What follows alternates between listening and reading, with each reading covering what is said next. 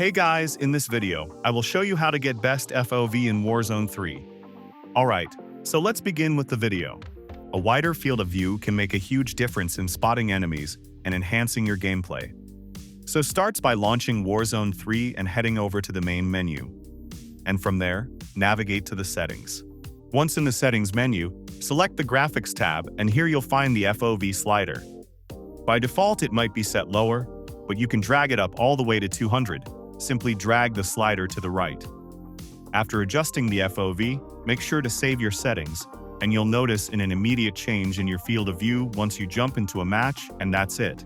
You're all set to enjoy Warzone 3 with a 200 FOV. So that's basically how you can get the best FOV in Warzone 3. So that's all for this video. Consider subscribing if you find it helpful, and I'll catch you in the next one. Thanks.